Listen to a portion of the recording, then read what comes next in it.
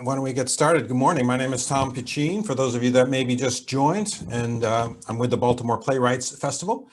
And we just had our first in a series of readings at 11 o'clock of online readings of new plays by local playwrights. And now we're going to have our second. And if you haven't seen a reading before, it's a common part of the playwriting process. It's not intended to be like a full production. Rather, it's an opportunity often for the playwright to hear their words performed out loud, maybe for the first time, and also get feedback and suggestions from the audience, and they can decide what works and what they want to change. So it's a part of the play development process. So today we are reading The Couponista by Barbara Barno, and we are featuring Ali Ibach, Gabe Freemuth, Lexi Waddy, and Aaron Hancock. And I am the director, and you won't see my face during the reading, but you will hear me reading the stage directions. So this reading is going to run about 90 minutes, and then stick around afterwards. We're not going to have an intermission. We'll just go straight through the 90 minutes, and then we'll take a short break, and then stick around, and we'll have an open discussion, question and answer, offering feedback and suggestions with the playwright and also with the actors. Okay, all the actors are here. We're ready to go, so let's go. The Couponista by Barbara Barno. Act 1, Scene 1. We are in the outdoor seating area at the Gemini Cafe in Washington, D.C. Jane enters carrying her backpack and talking on her cell phone. I'll be fine. No, I understand. Look, you let me stay for 2 whole weeks and you deserve to have your home back. I'm sure I'll find a place. No, I'm not mad at all. I'll miss you too. And of course, your printer. I'll keep you posted. Jane takes a seat at the outdoor cafe, sitting awkwardly on a seat. She takes her laptop out of her backpack and places it on the table. She starts to make a phone call when a server arrives. You know what you want, or do you need a menu? Just coffee. Jane hands him a coupon. This is for a free coffee. Right. Anything else? Can I get anything else for free? Hey, I can ask, can I? What's wrong with asking? Sam exits. Hey, it's Jane. I still haven't found a place, and I wondered if I could crash at your place for a few days. Call me back. Hi. No, I'm not at Jess's anymore. Yeah, I still need a place. Who's in this cupcake? Oh, yeah, I'm still allergic to cats. No, I'll figure it out. Yeah, well, say hello to Miss Cupcake for me. Sam enters and places the coffee on the table. Can I get more sugar and cream? Sure. How many do you need? Lots. Lots. Is this for you or your backpack? I like lots of sugar and cream with my coffee. Okay? And you like filching some too. Filching. I'm entitled to what comes with my coffee. Whatever. What business is this of yours anyway? Sam turns and exits, shaking his head. He returns with sugar packets and cream containers, drops them on the table, and exits. Jan takes all the sugar and cream and stuffs it in her backpack. Her phone rings. Hi, Mom. Drinking coffee at a cafe. No, just me. No, I'm not at Jess's anymore. Look, if things get terrible, I can always sleep in my car. I'm kidding. I'll be fine. I have plenty to eat. Good stuff. I picked up yogurt and cheese. Oh, and I got some cookies.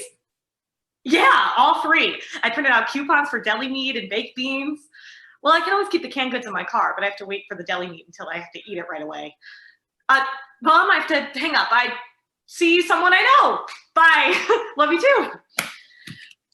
Jane works on her laptop. Damn, Harris Teeter's having a super double coupon day this weekend. I've got to find a printer. Oh, no, another coupon motherload. Freebie coupons. Freebie coupons. God, life is good. Hey, Scott. Yeah. No. Yeah. Sorry, would I be able to stay for a few days? I can't stay with Connor because it would be too weird. Because it would. Because he's in his manic phase right now. Not because we broke up, because he's Connor. Look, I can't get an apartment until I get a job. No, they haven't called me back. No, they haven't called me back either. But I've got an interview on Friday. I'm not just looking for marketing jobs. I'm checking out part-time jobs, even places like Starbucks or Macy's. No, I don't work at McDonald's or Walmart. I'd rather starve. Yeah, you're right. I'm never going to starve. Look, you can say no. Scott, I love you. How long can I stay? Very funny. You'll never get tired of me. Lisa enters. Jane, Lisa! ooh, coffee. Did you get it with a coupon? Of course. Do you have another one? Yeah, but it's for Royal Farms. Want a sip? So, what's been happening?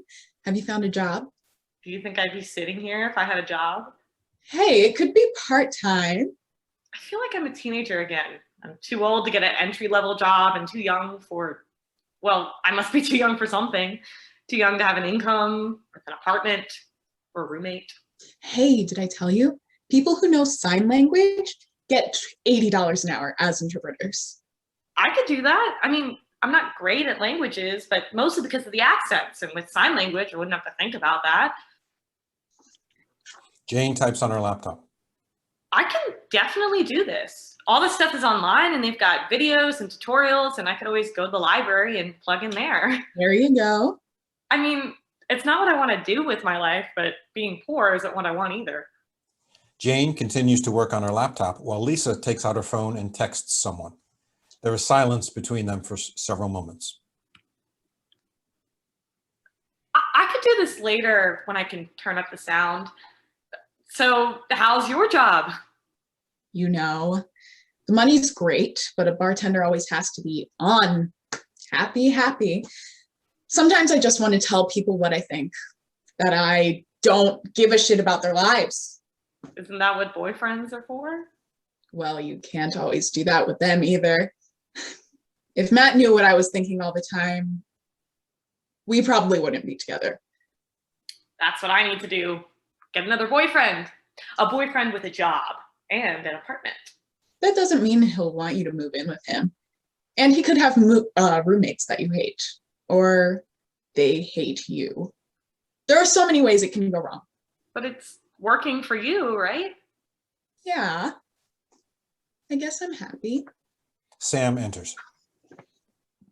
Can I get you something else? And how about your friend? Sure, I'd love a coffee. Cappuccino? Do you have a coupon too? Are there coupons for cappuccinos? No. No coupons, just coffee. Sam exits. That guy loves you, doesn't he? I don't know why he has to get all pissy because I'm using a coupon. If they didn't want to give you something for free, they wouldn't have coupons. You still never pay? I usually have to pay at a restaurant, but not at the supermarket. That's the whole point. You just have to figure out how to do it. All you have to do is go online and find the best manufacturer's coupons, and then look for the store coupon for those items, but only when the item is on sale or when the store has a super double coupon day. It's really not that hard. It's actually fun. Show me the coupons you have right now.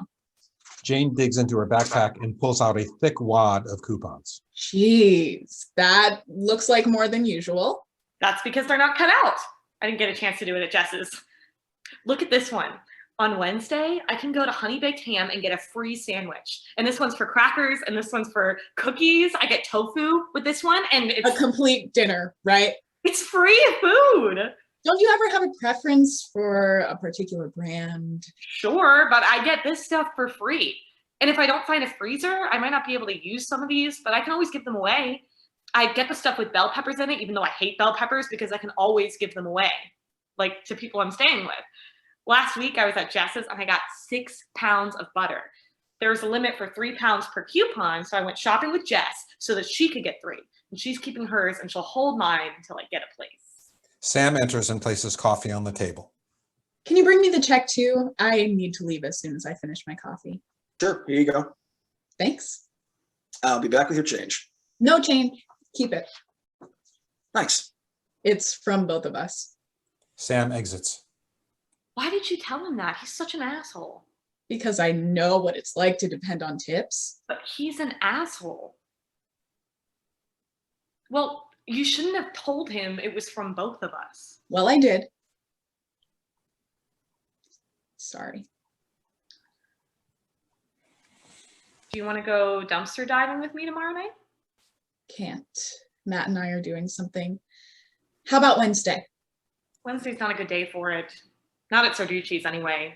I mean, it's not bad, but Thursdays are much better because they get rid of all their stuff with expired sell-by dates.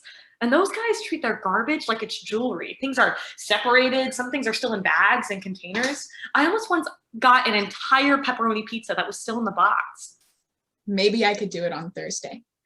Or maybe we could go to another store? I guess so, but why not go when we can get the biggest haul? Let me see if I can do it on Thursday. Great. I mean, I know you can afford to buy food, but it's fun, right? With you, it's a big ass adventure. You're a pro. Yeah, and maybe you'll find something great. Who knows? So, do you have any interviews this week? I had a telephone interview with this company and I'm seeing them tomorrow. Is it a job you want?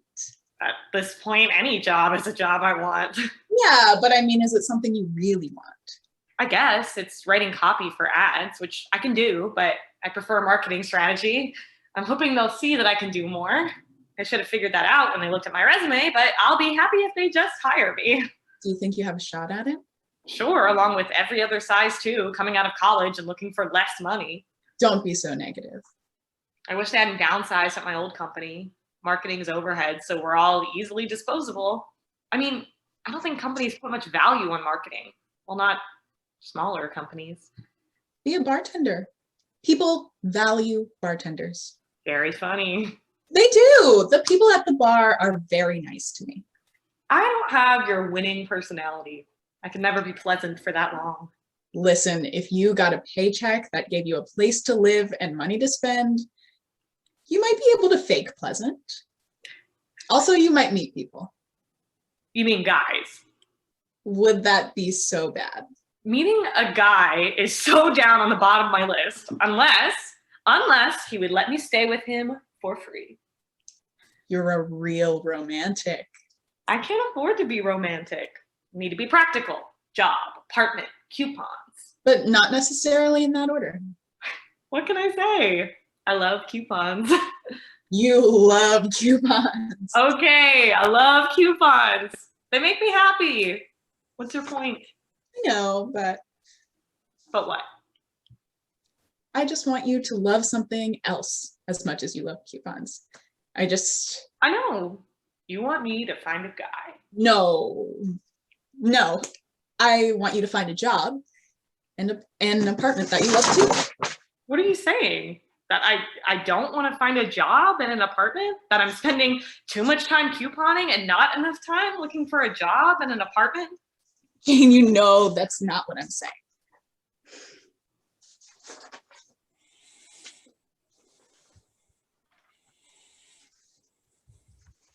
I'm so sorry. My entire script just fell off the table. It's okay. Thank you. Take your time. We're on page 11. All right. I really want you to have a job you love. I want you to have an apartment you love. It must be awful to worry about where you're going to stay next. And I feel really crappy that Matt is such a schmuck about it all. You know, if you're ever really jammed, I'll make him give in and let you stay. What a shit I am. Forgive me. I guess being in limbo is making me a little crazy. You need to stop worrying about where I'm going to stay. For now, I'm okay. I'm at Scott for a few days, and then my brother's coming to town for a conference. He says I can stay at the hotel with him, and that will be nice. He'll take me out to dinner a few times, and I can use the hotel printer. You two are so cool together. Yeah, I really like hanging out with him. I mean, other than having the same parents and playing with our hair the same way, we have really different lives. He's got this great job with Microsoft that pays a ton of money, and he loves what he does. Well, I hope your interview goes well. Plus, I'm also seeing another apartment tomorrow. Yeah? Where? It's near the bus depot, but not exactly there. I just thought I'd check it out in case, well, in case. Here's to having a good week with a job and an apartment and couponing. I don't have any coffee left. We can still toast.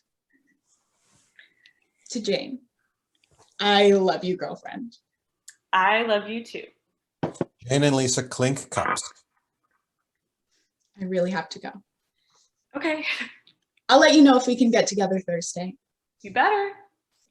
Jane and Lisa stand up and hug. Lisa exits. Jane opens her computer and starts typing, then reading. Cool. Thank you. Goodbye. Coupons. Hey, this is very cool. Lights down. Act 1, Scene 2. A few days later at the Glendon Arms Hotel in Washington, D.C. A man in his mid-20s is standing behind the hotel desk. To his left, there is an open window office showing computers and a printer. Yeah, I'm in the lobby now. So I'll see you tonight for dinner. You're the best. I love you. Do you have a business center for guests? Yes, right over there. You need your key card to enter. This is the code for the computers. And how do I use your printer? When you're ready to print, you'll need to insert your key card to get it to print, and then the charge will show up on your bill. Charges. You charge for printing? It's 10 cents per page. Jeez, I wasn't expecting that. If you need your boarding pass printed, I can do that for free. Don't you have any kind of policy where I can get, say, the first 20 pages for free? You know, I've never been asked that question before. What do you need to print? Coupons.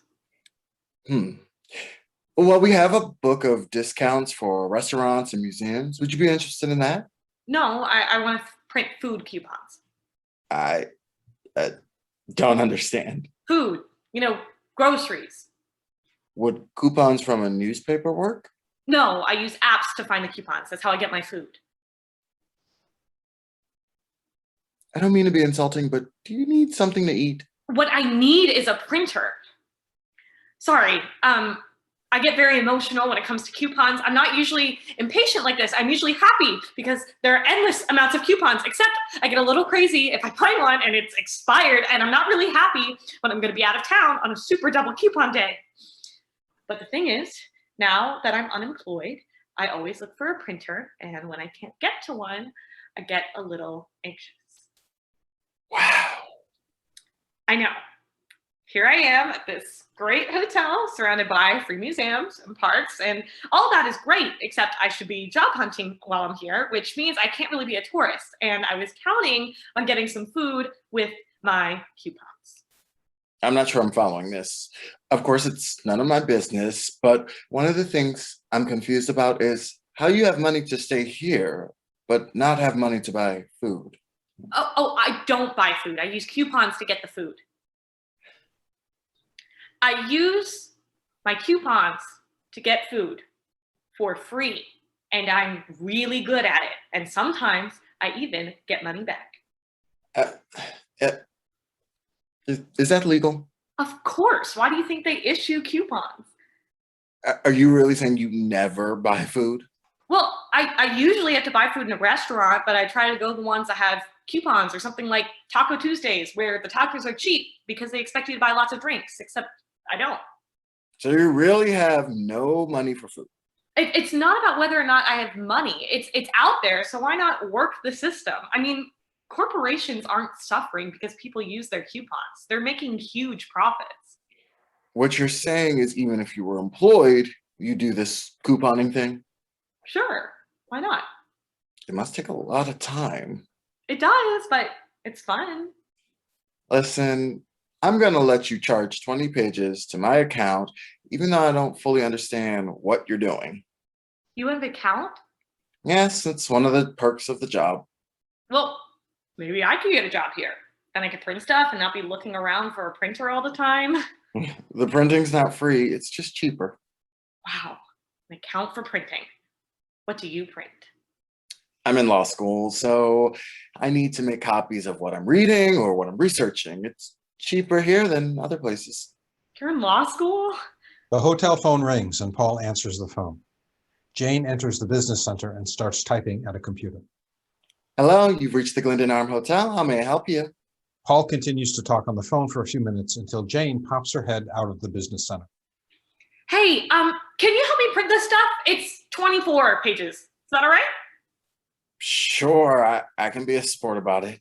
You know, you're doing this really nice thing for me and I don't even know your name. Paul, Jane.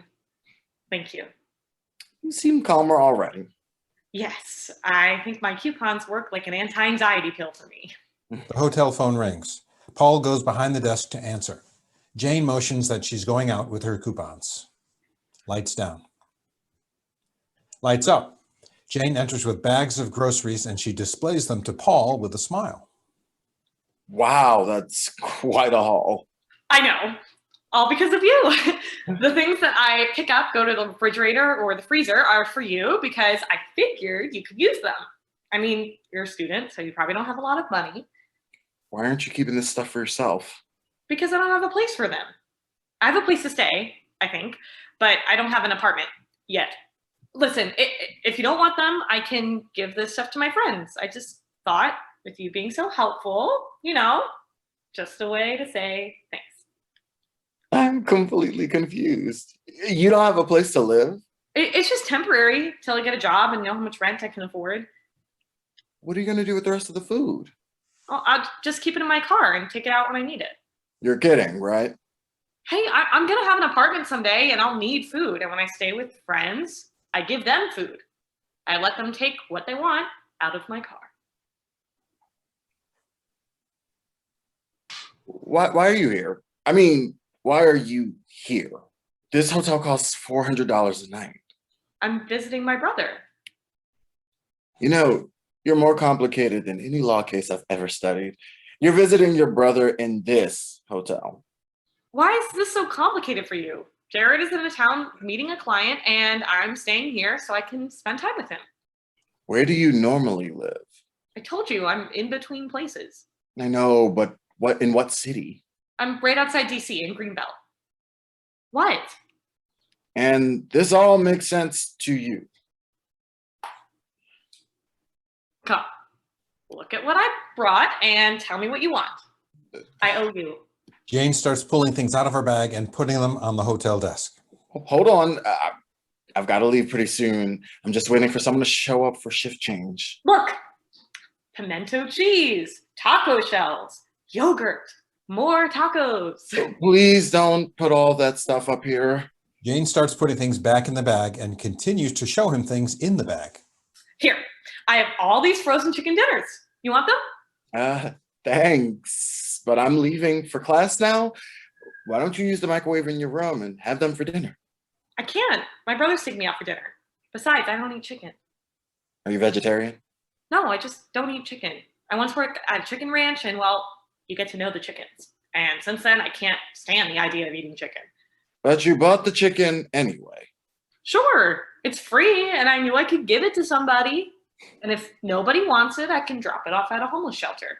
Perfectly good food. You do know you're weird, right? Personally, I don't see it, but when enough people tell you, you've got to at least acknowledge that it might be true. Yes, might. Listen, maybe you can squeeze some food into your mini bar, and I can take the frozen food and put in the freezer reserved for guests. What's your room number? A freezer section for guests and maybe employees too. I love this place. Need to see what jobs are open here. Jane, what's your room number? 203, I think. Let me check. Jane starts digging into her handbag and some of the groceries start spilling on the floor. Shit, I've got it. Jane starts putting groceries back in the bag. Sam enters and goes behind the desk.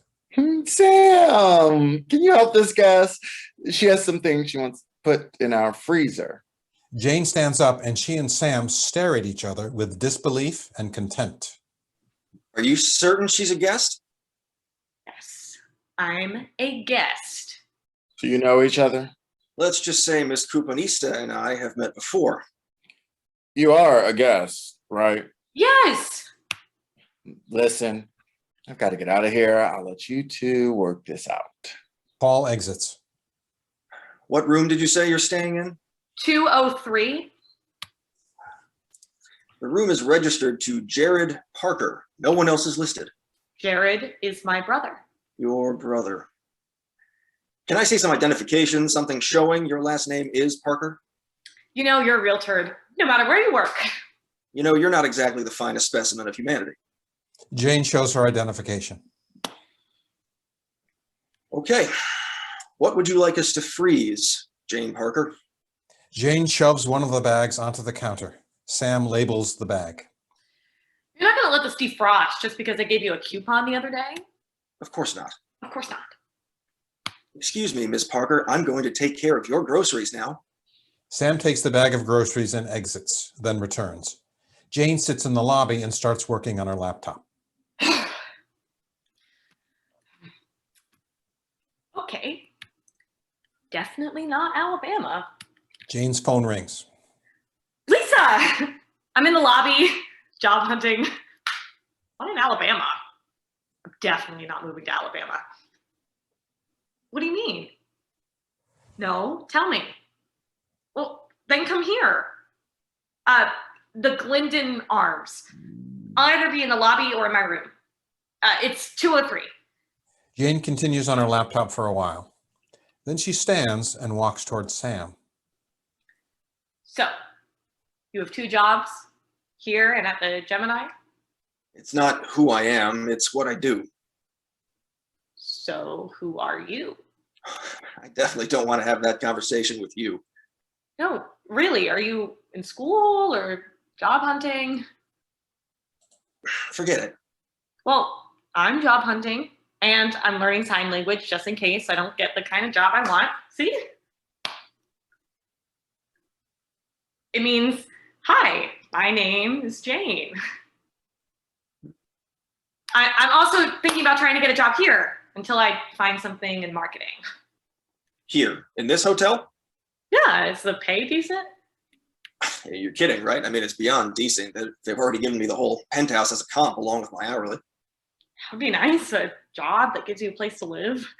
Lisa enters. Lisa, my Lisa. Remember Sam?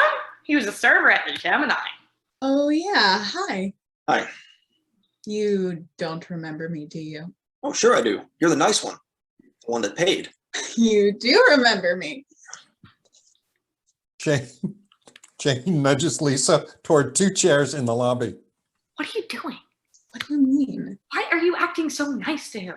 Why are you being mean again? I'm not being mean. I'm being nice so he keeps my food frozen, which I can hand off to you if you're going home after this. I'm not. At least not the home you're thinking of. What do you mean? What's going on? I don't know, but I don't want to be with Matt anymore. You guys have a fight? No, not really. I'm just tired of him. What happened? Matt doesn't like you. He doesn't like my best friend, and that's not okay. But you can't leave him because of me. You love him. It got me thinking. He doesn't like you, and he doesn't like a lot of other people I like. I don't know how I missed it. Lise, what are you gonna do? I thought I'd move into your car. We could be car mates. I called my parents and they're okay with me moving home for a while. I think they've just been waiting for me to break up with Matt so they could tell me they never liked him.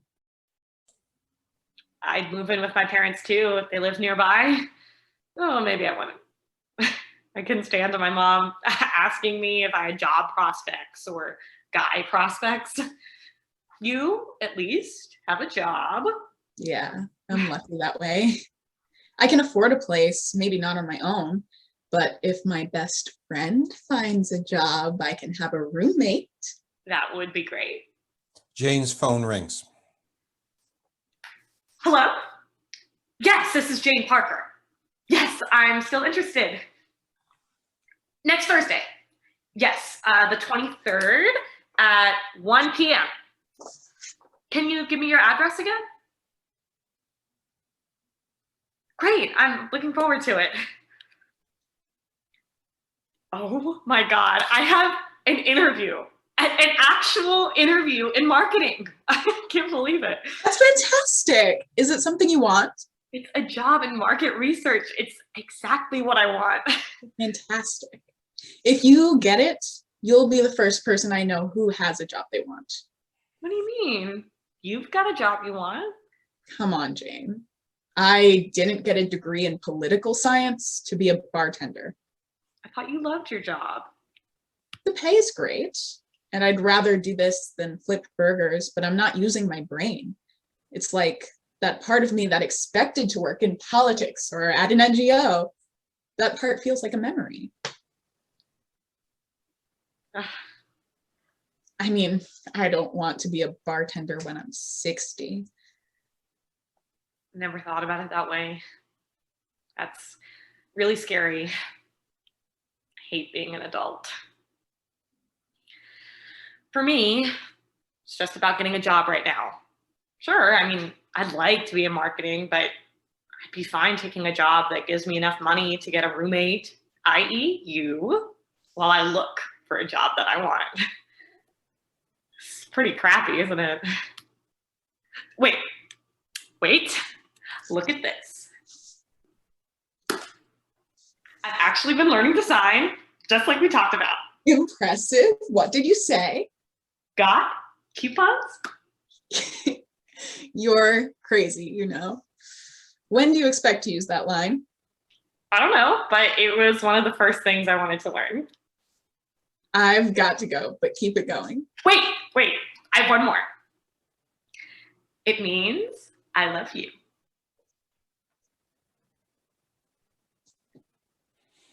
Lights down. Act 1, Scene 3, the next day. Jane is sitting in the hotel lobby with her laptop. Paul arrives at the counter and sees her. No conversation until Jane looks up, spots Paul, and walks over to him. Hi, Hi, how are the classes going? fine. How's the couponing going? Fine.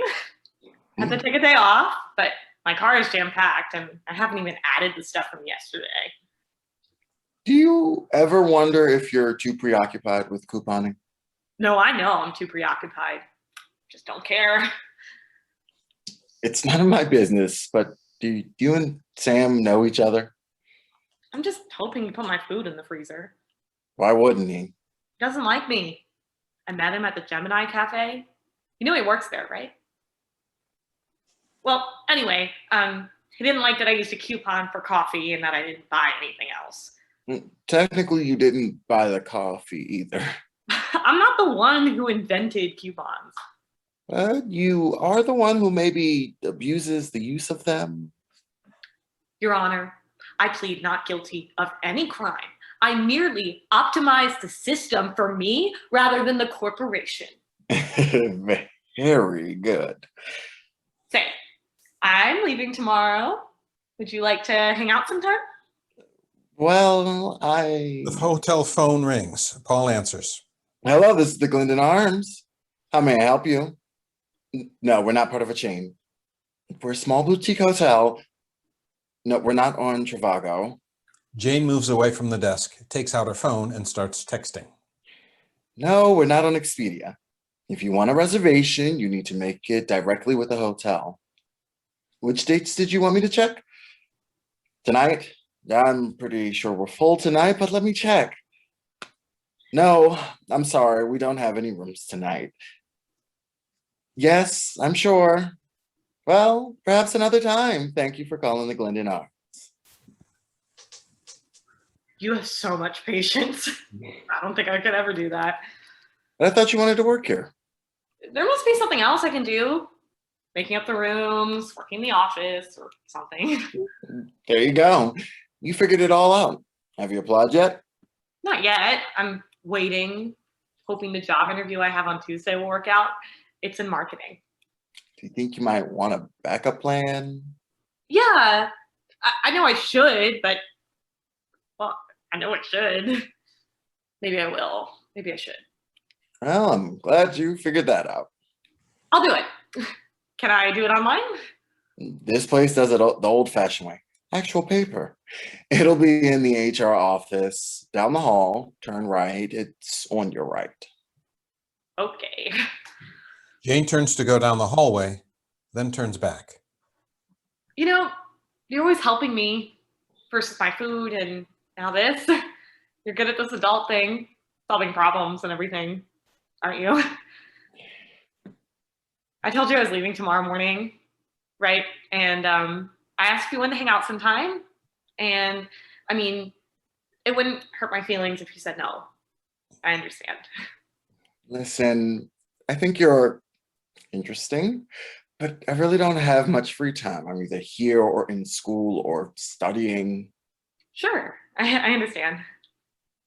Look, if you want, we can exchange numbers, and if I can, I'll call. Sure, no pressure. Might just call to tell you what's going on with my application, but maybe I won't. Or my marketing jobs, or not. Make things completely clear. Well, goodbye. Goodbye. Jane exits, lights down. Lights up. Jane enters with papers in her hand. The hotel counter is vacant. Hey, are you still there? Sam stands up behind the counter. Oh, it's you. And hello to you too. I just wanted to tell Paul I got the application and I'm gonna fill it out and hand it in. The application. Please don't tell me you still want a job here. Look, I need a job. I'm tired of not having money and living with my friends. There are plenty of other hotels around here, you know. Yeah, but Paul says he gets a printer discount. What are you talking about? We don't sell printers. A discount on printing pages. And that's a big draw because? I need to print coupons. Yeah, well, I saw the wad of coupons you pulled out at Gemini. You can't possibly use all of those. Well, not all, but most. I never pay for food, except once in a while spaghetti sauce. I'm really desperate. Okay, of course. Is that your whole life? Couponing? I've been looking for them, cutting them out, using them. With the stack of coupons you had back at the cafe, you can't have time for anything else. Okay, well, I'd better get back to work, and you have an application to fill out. Jane avoids looking at Sam and walks away, taking a seat in the lobby. She takes out her laptop and uses it as a desk as she sullenly fills out the application. Name, Jane Emily Parker. Address. Shit. Jane slams down the application and opens the laptop. I'm not happy. I want a job. I want an address. I'm not happy. Jane stays engrossed in typing and signing, but no vocalization. She does not see Sam approach her. You're serious about this signing business. Why do you care? I have a sister who signs. Oh, I never got very good at signing. You make it look easy. Your hands move so my fingers always feel like they got in the way.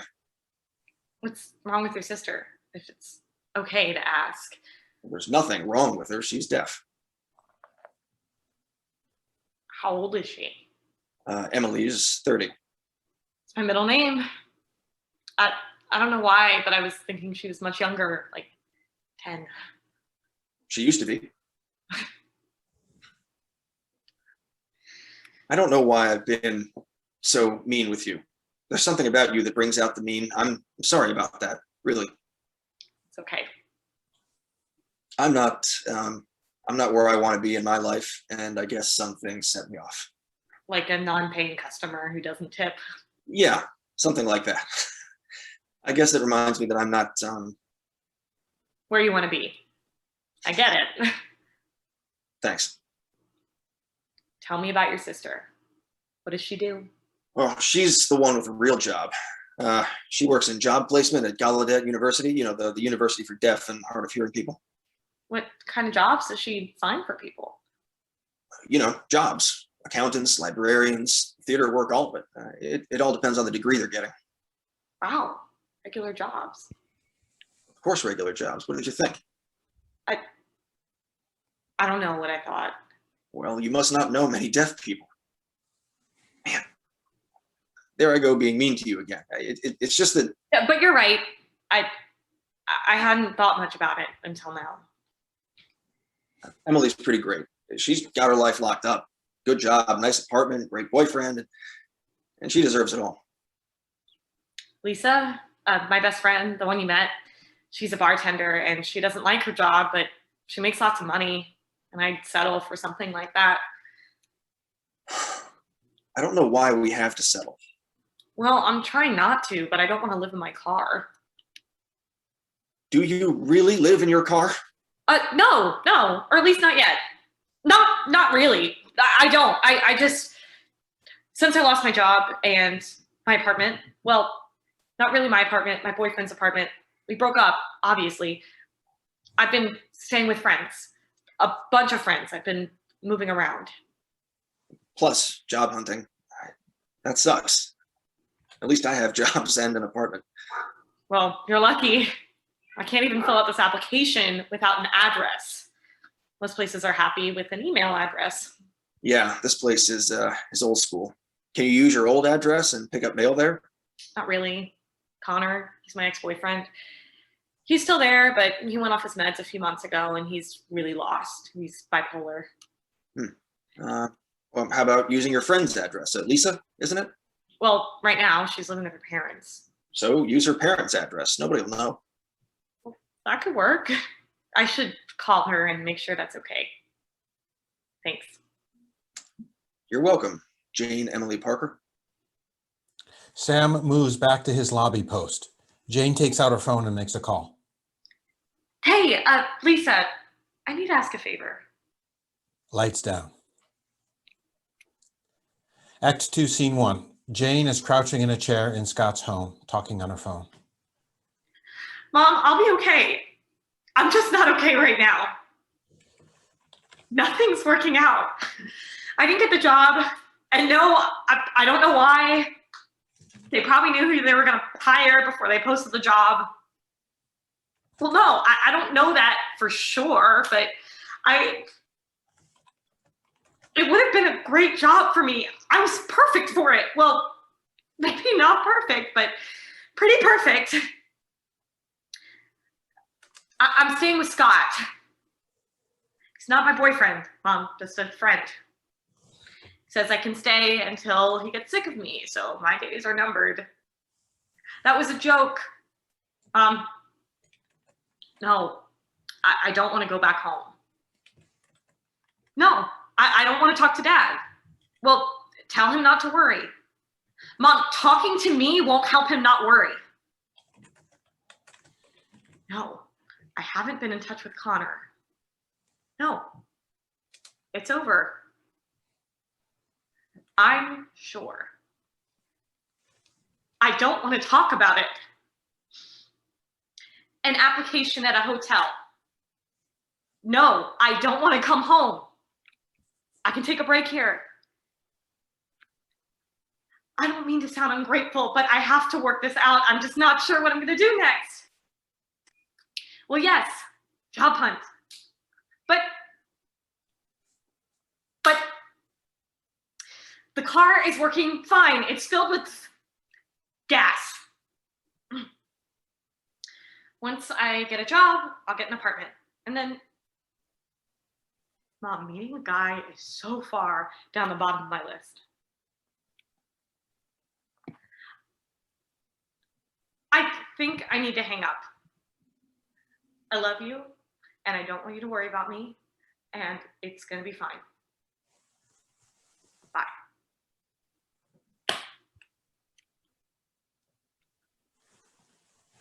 I lied to my mom.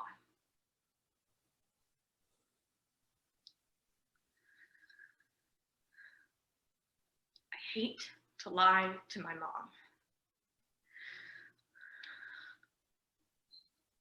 And I hate my life.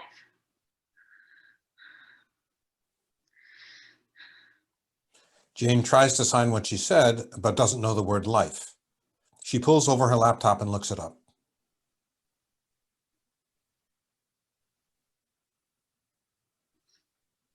I really, really hate my life. But I love to sign, and I love to coupon. Jane types something in her laptop and stares at it. No couponing, Jane. Won't help. Lisa, pick up. Pick up. Gotta talk to someone. Lights down. Act 2, Scene 2. Jane rushes into the Glendon Arms. Paul is behind the hotel counter. Remember me? None other than Miss Coupanista herself, I presume. You presume correctly. Are you looking for me? I shouldn't have come here. I don't know what I was thinking. Do you need a printer? If only it would be that easy. Did you come here looking for me or Sam? I really don't know. I think I needed to talk to someone. About what? I don't know what to do about a job, and I feel like I've tried everything. You can't have tried everything because there's still lots of jobs out there. Like what? A shepherd? What? Like I had a friend who applied for unemployment, and he told them he wanted to be a shepherd so he could keep collecting checks. You're kidding. I'm not. He kept telling them he couldn't find work. What happened to him? They found him a job on a farm, and he ended up loving it. Happy ending. You'll get one too. How come you're so sure about everything? I'm not. You're not? Like, what aren't you sure about? Getting a job where I want. Cranston and Howell. Well, first getting an internship with them this summer. Wow, that's really specific. It's very competitive getting an internship there, but if you do, you have a pretty good chance that they'll hire you after you graduate. Do you think you have a chance? Here's the story. My grades and everything else are good, really good. But last year when I applied, they turned me down. I dropped out for half a year. I was really upset about it, and I didn't know if they turned me down again because I had this interruption in my studies. God. Yeah. And you thought I had it all together, that I was the god of problem solving. And now, I'm a mere mortal with flaws. Well, you're way ahead of the rest of us. My friend Lisa is a bartender with a degree in political science. I'm staying with this guy and his wife, and they've got jobs with the government just to have jobs. And they're bored to death. My ex-boyfriend wants to be an actor, so he's working in an usher in a theater. And then there's me. No job, no prospects, no interviews, and living off of friends. Compared to us, you're a ninja warrior, soon to be fighting for truth and justice. That's a good one. A ninja warrior. Maybe I'll add that to my resume. And maybe I'll start applying for ninja jobs. Very trainable. I lied to my mother. I told her that I could stay with Scott. That's who I've been staying with as long as I want. But he told me he's having company next week and the following week, so I need to find another place. No. I wasn't gonna ask if I could stay with you. It's just about lying to my mom, and I feel awful about it. I don't like to lie. I usually avoid talking about things rather than to lie to people. And it always comes back to getting a job. If I had a job, I'd have an apartment. And if I had an apartment, I wouldn't have to ask my friends for favors or lie to my mother. And I need a job. Whatever happened to the job here? They never called me. They never called you. You're supposed to call them. You know that, right? Huh? It lets them know that you're interested. It helps you stand out from the other people applying. Well, if everyone who applied called them, isn't that annoying? But everyone doesn't call. Only the ones who really want the job. Do you want a job? That's what you have to do, and you have to persist over and over again. Go to Human Resource and ask them about the status of your application. Okay. Jane's phone rings. Lisa? I tried to reach you before. I'm spiraling. Not getting a job. What else? Jane exits. A short time later, Sam enters. Hey, what are you doing here? You don't have a shift today. I thought I might have left my my jacket here, and I need the notes in it. Why didn't you just call? I guess I was paranoid that someone might read my notes. Do you work for like the CIA or something? Yeah, working here. It's just my cover. Don't give me away. Okay. Actually, it's notes for my business plan. I'm putting together something for some investors for a food truck I want to run. Really? Really? Well, good for you, man. Yeah, plan in progress. Yeah, I don't like talking about it. All right. Well, I hope you find your notes. You know where to look. Yeah, I could probably reconstruct most of it, but I'd rather find them. By the way, Jane is here. Coupon Jane? Mm-hmm. Why is she here? I think she came to see you. Me. She's down about not having a job and she needs to talk to somebody. I think I was the substitute for you. Man, you've got to be wrong. No one's ever mistaken me for a job counselor. How about a therapist? Oh, there you go. Yeah. Anyway, I don't even know her.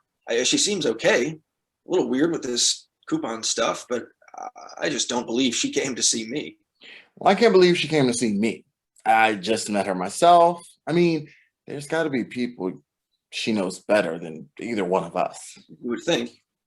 Well, man, you've been talking to her, so keep it going. I'm going to look for my jacket. Sam exits. Jane enters. Said there are no job openings right now. Okay. Don't forget to check back every once in a while. Listen, I just want to thank you for, calming me down. I was a mess. Well, it must be frustrating to want a job and not have one. Frustrating, humiliating, demoralizing. Okay, I get it. You are at least collecting unemployment, aren't you? No, I didn't apply because I didn't think it would take so long to find something. Well, maybe it's time. Were you at your last place for a while? 4 years. You'll be fine. Yeah, that should work. Especially now that Sam gave me the idea to use Lisa's mother's address. I have no idea what that means. You do know Sam and I don't talk to each other outside of work, right? Anyway, Sam is here. Sam is here now? Sam emerges from behind the counter. Found it. Look who's here.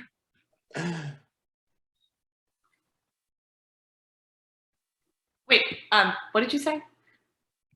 It's slang for how are you? Of course. Should have realized that every language has a slang. What's going on here? Sam and I know how to sign. Is this a coincidence? Are you taking classes together? Yeah, very funny. I already told you that the Paul's cell phone rings and he answers it. Hi. It says Cranston and Howe. You sure? Well, I'll open it when I get home. Wait, do you think they would write a letter to accept me, or would they call? Maybe they also send a letter to the people who didn't make it? Okay, open it. Read it again? Oh. Did Paul tell you that I was freaked out about not having a job? Let me ask you something. Why in the world do you think Paul and I are friends? Or that we talk about you? We don't even work the same shift. I don't know. Paul thinks you came here to talk to me. I don't get it. You must have friends. Of course I have friends. So why would you Why would I what? come all the way down here to talk to either one of us about your problems? You're being mean again. Do you have an answer? I I don't know the answer. Well, maybe it's just because I'm always asking my other friends for favors, like staying with them. Your other friends. Okay, other people. It's not like we have nothing in common. You're not doing the kind of work you want, and I'm unemployed. Yeah, and why not add to it that we both sign? Why are you being so nasty to me? I thought that we gave that up. Because I think you're a mooch. Hey, guess what? Lisa enters. Jane, Lisa, You know her. hi, Sam. are we having some kind of intervention here? Not funny. What's he talking about? What kind of intervention? Hi, I'm Paul. And I've also got great news. What's your news? I found out I got a summer internship at Cranston and Howe. It's a very prestigious law firm. How do you know that? Paul told me.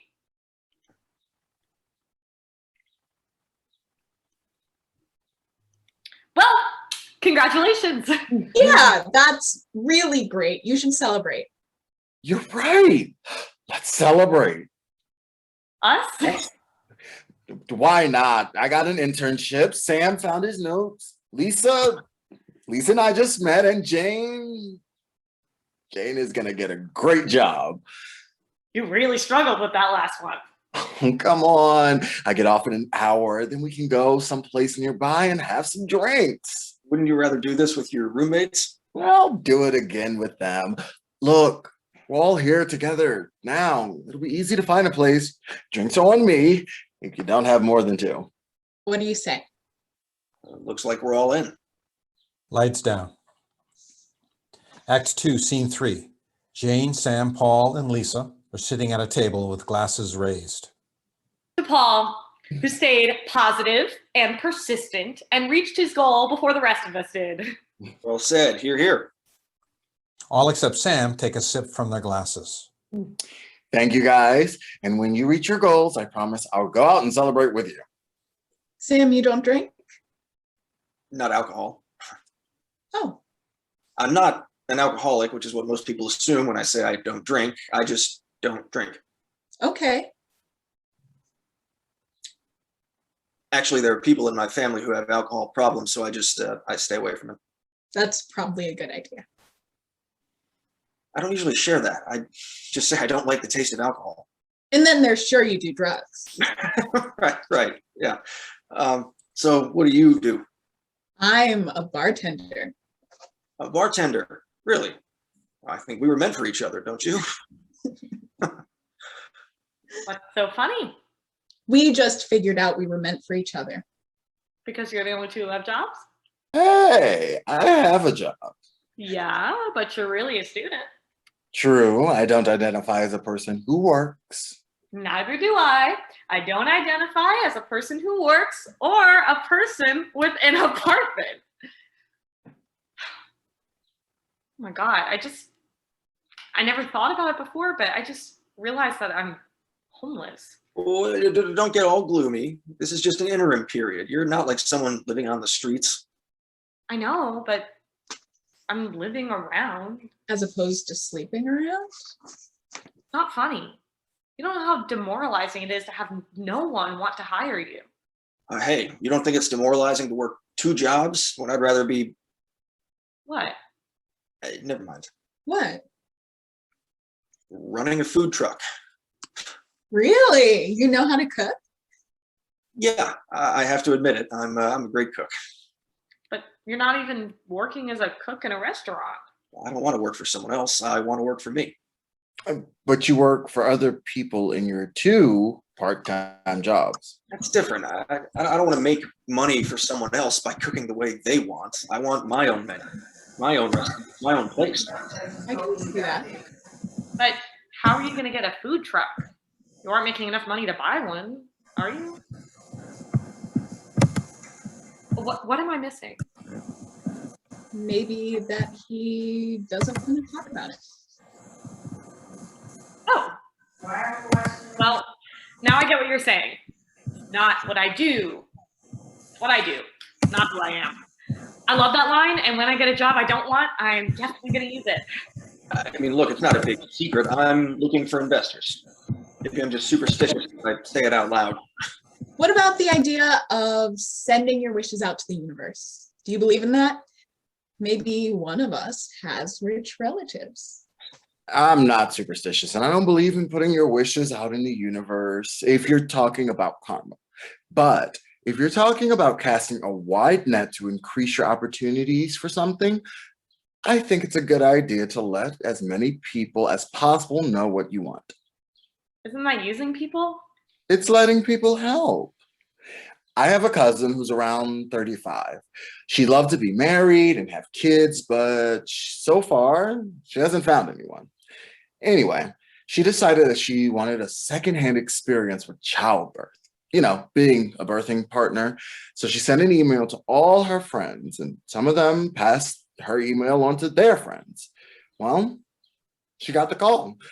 A young woman, 6 months pregnant, wasn't with her boyfriend anymore. Her mom wanted nothing to do with the delivery because she thought it was terrible that her daughter was planning on keeping the baby. But bottom line, my cousin was right there, center stage, when the baby was born. I love that story. She said it was amazing, that it was an experience that couldn't have happened to her any other way. I would love that experience. You would? Sure. Wouldn't you, Sam? Can't say I've thought much about it. I'd probably only want to if it was my baby. Well, I'm up for it, and it wouldn't matter if it was my baby or not. I'll cast my net and tell the universe what I want. But I think I'm casting my net already. I think Paul is saying you need to cast a wider net. Well, everybody who lets me stay with them knows I'm looking for a job and a place to stay. I could place an ad in a newspaper that says single white female in search of a job, any job, but preferably in marketing. Maybe I haven't been good at broadcasting the kind of job I'm looking for. Maybe everybody thinks I'm happy because bartending pays well. What do you want to do instead? Something in public policy. My degree is in political science. So like a policy analyst or an aide for someone in Congress. Something like that. Are you willing to move? No, she isn't. Are you? I don't know. I've been coasting for so long, I don't know what's out there. Jeez, Lise. Don't leave me. Jane, what do you really want to do? Well, I want to work as a marketing strategist. I think. You think? Well, I'm enjoying the signing stuff. Maybe I can do something with it instead of waiting to get jaded in marketing. Can't stop being optimistic, can you? I'm being realistic. Look, here we are. 3 out of 4 of us aren't doing the kind of work we want. That's 75%. That's a lot. My friend Scott took a secure job with the government and he hates it. His wife is just staying at her job until they have enough money to have a baby. And I've got another friend who's just got laid off, another one who's waiting to see if he'll be laid off. And none of this seems fair to me. I think plenty of people don't love their jobs. Maybe they don't even like their jobs. But we're not the first generation to stay in jobs we're not crazy about. True, but our generation has bachelor's degrees and master's degrees coming out of our asses. And then when we go looking for a job, they're not there. I mean, if you want to be a doctor or a lawyer or maybe an accountant, a stock trader, the jobs are there, but otherwise there's nothing. I mean, the longer I'm unemployed or stay at a job that's not what I want, the greater my chances are of never having what I want. Jane. Are you having a meltdown at my celebration? Hey, Don't get me wrong, I am happy for you, and you are getting what you want. But 75% of us aren't. Sam's waiting for investors, and Lisa's waiting to figure out how to stop coasting, and I'm waiting for the universe to step up and do its thing. And meanwhile, Lisa's living with her parents, and I'm living with whoever will let me stay with them, and I have no idea who the hell either of you is living with. You're living with your parents, Lisa? I was living with my boyfriend and we broke up recently. It was his place. That's too bad. I'm sorry. I broke up with him. And the only thing I'm sorry about is that it took me so long to figure out why I wasn't happier. This is what I'm saying. It takes time to figure out, and we don't all do it at the same time. I got so discouraged, I dropped out of law school. I came back, and now I'm celebrating. You dropped out? Yep, How long? 1 semester. I wasn't sure I was going back. Wow. Yeah, wow. But here I am, and here we are. You're inspiring me. You really are. I'm going to do some research and start job hunting. And I'm going to ask Paul's father to fund my business. Good luck with that. Seriously, what can you do to find investors? Do you think crowdsourcing would work? I've already got a few people who are interested. I just have to finalize my business plan and show it to them. You know, I think I better go. I'm in a funk right now, and I'm just gonna bring all of you down. No, don't go. Yeah, I really need to go. But we didn't get a chance to talk. We'll do it later, or you can walk with me if you want. I'm going with Jane. Congratulations again, Paul. I don't know you at all, but I'm happy for you. Thanks. Yeah, congratulations.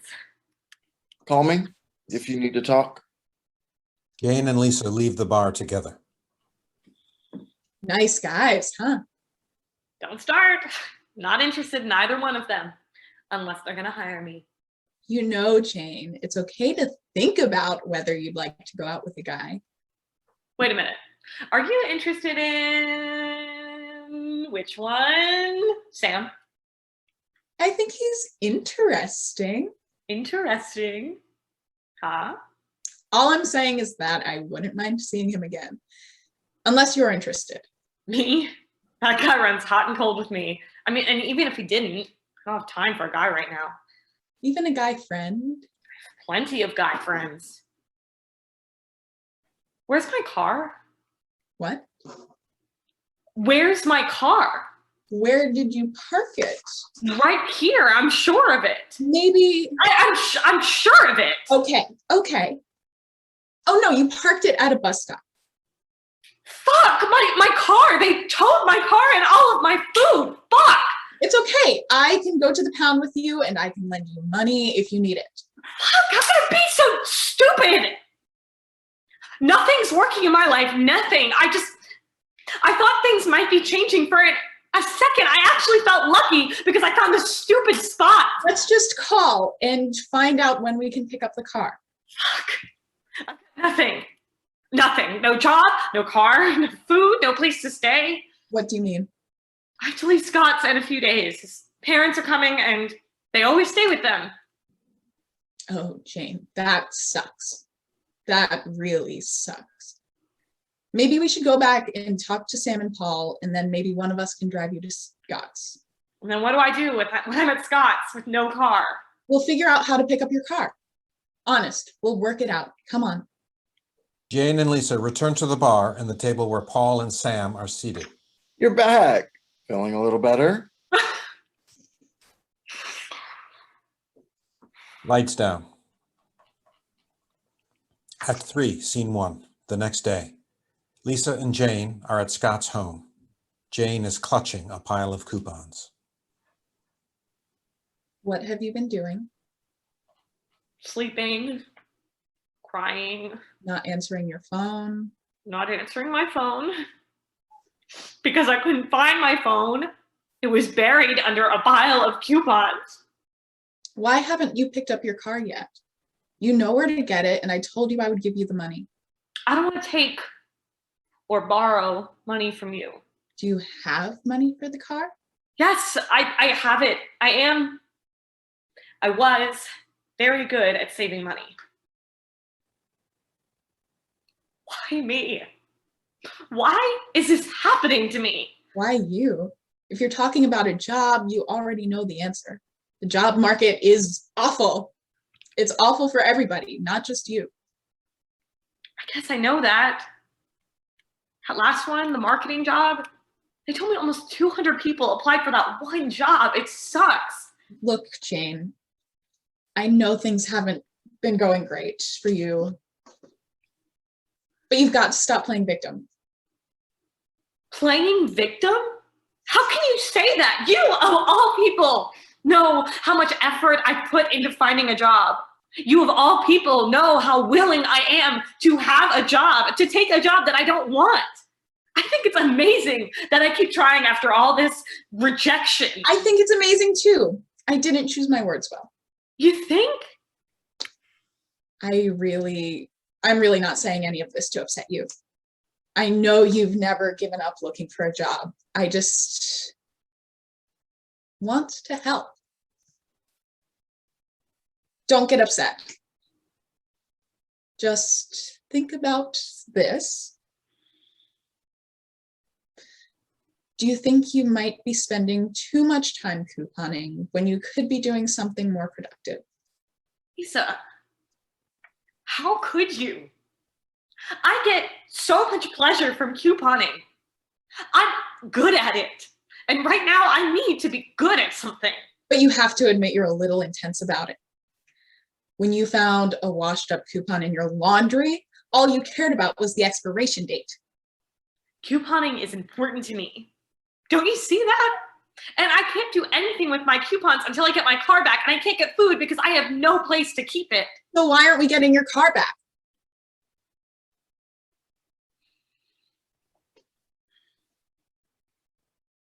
Jane, you've got people to take you to pick up your car.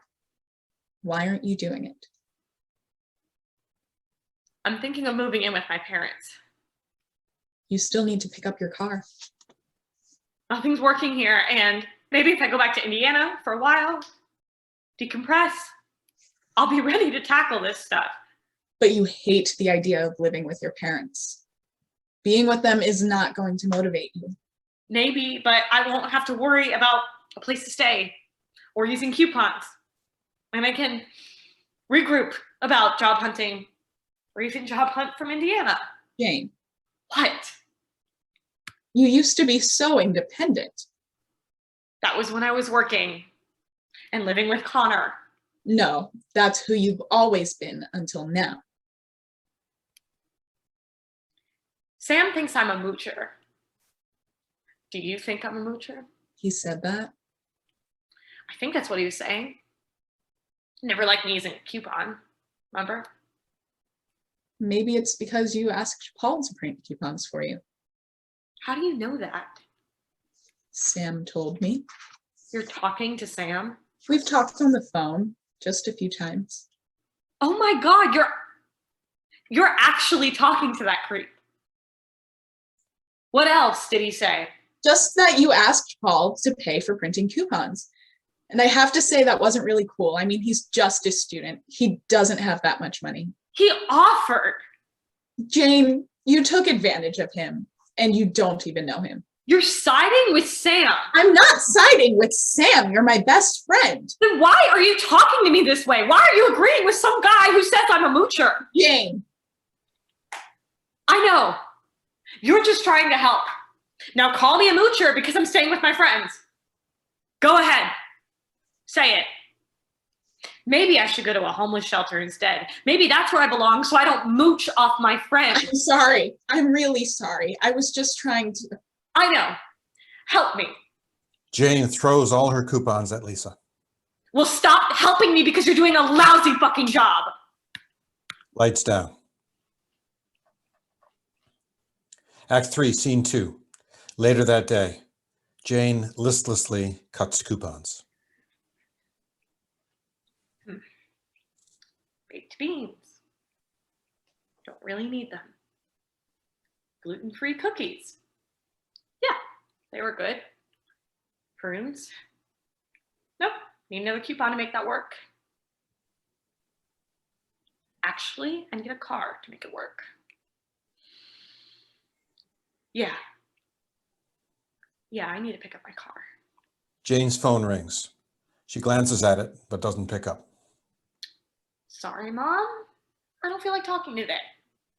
Phone rings again. Sorry, Mom. I don't feel like lying today either. Sorry, Mom. I'm busy cutting coupons. Would you like some coffee? Yes. Thank you. You look very nice. I love your shirt. Do you have a car? No. Really? Do you have a car? Not right now. Do you have a Jane pulls out her laptop to do a search. printer? I do not have a printer. Scott has a printer. I do not have a printer.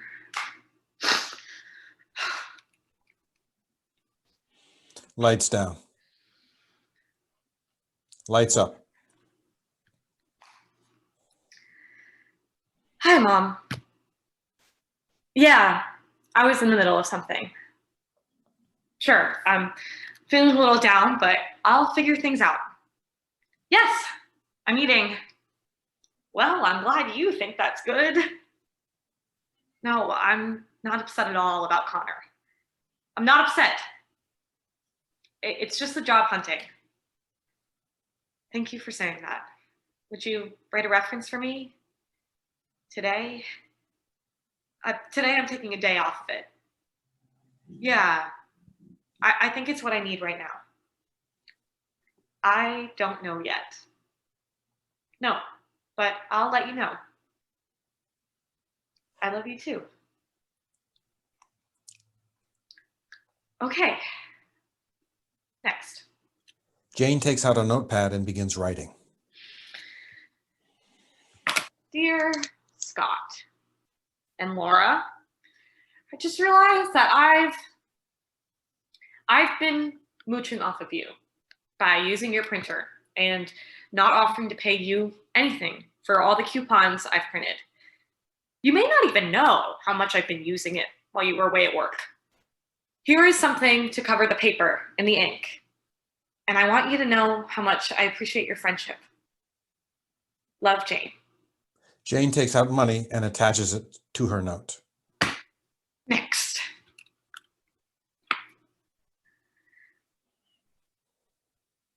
Lisa, please call me.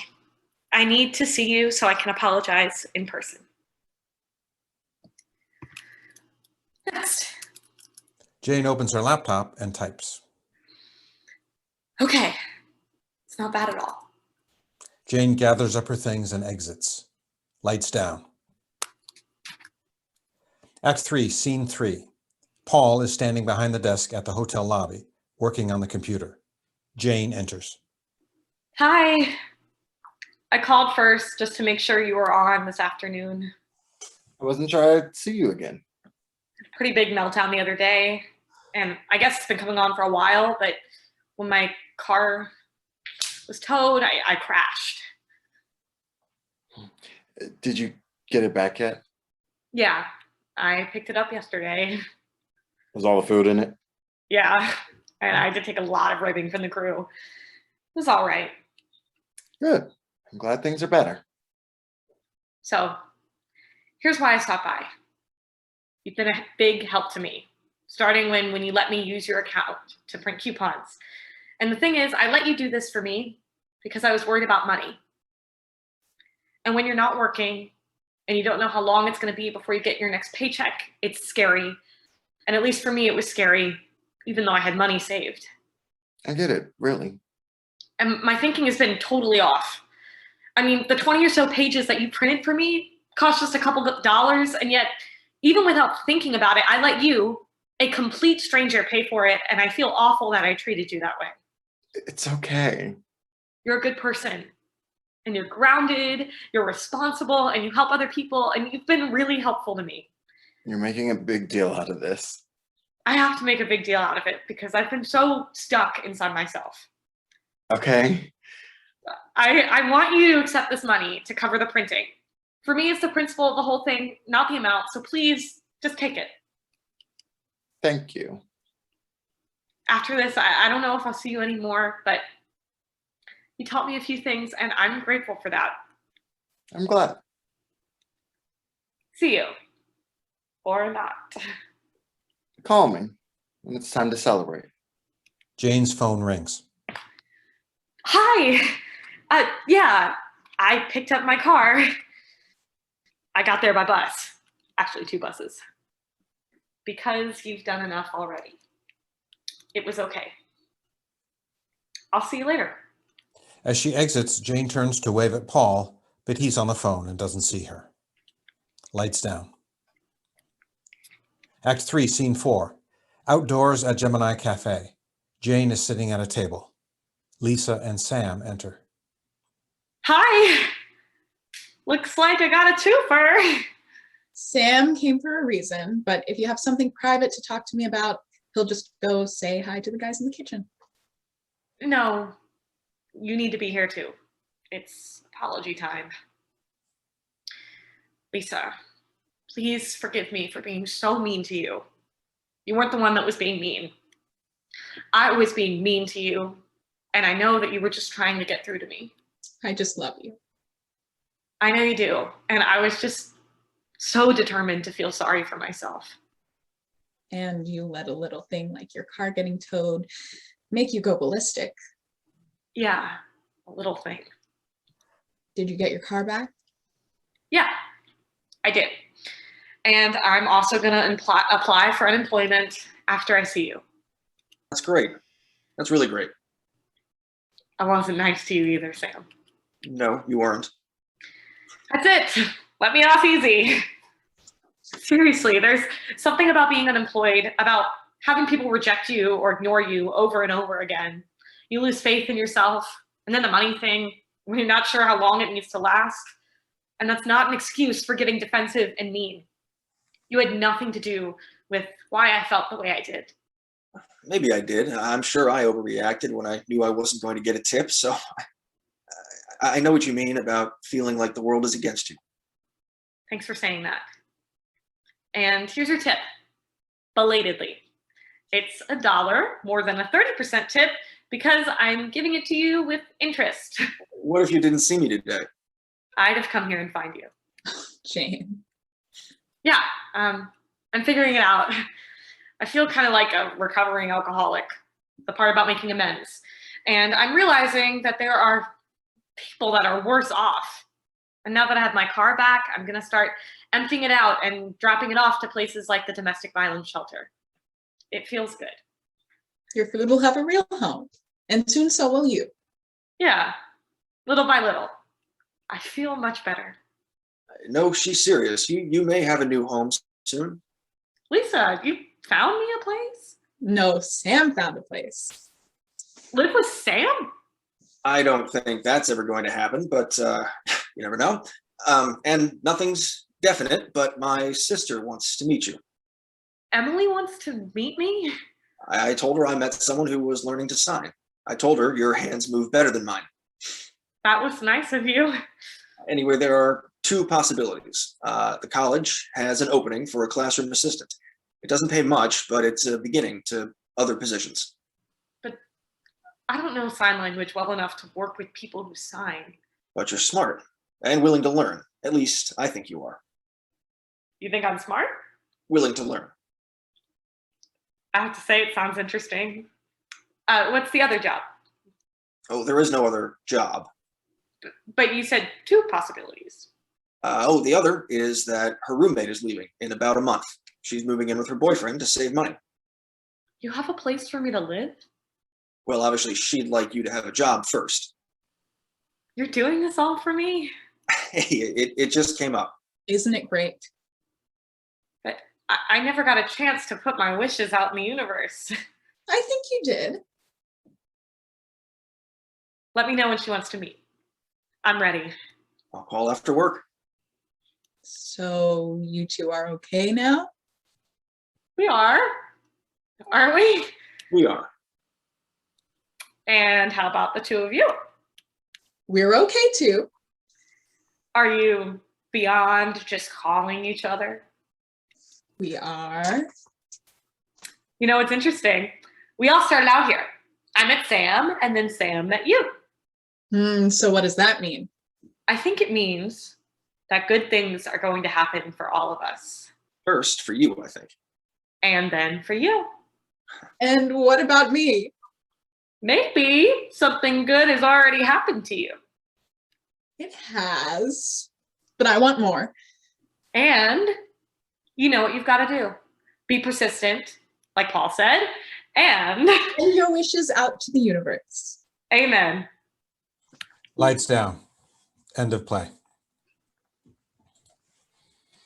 Okay, so I'll invite the actors to, if you want to turn off your cameras for a minute, take a breath and drink some water.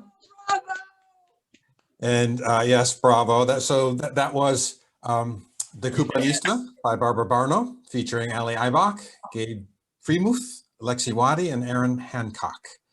And so we'll give them a second, 60 seconds to collect themselves.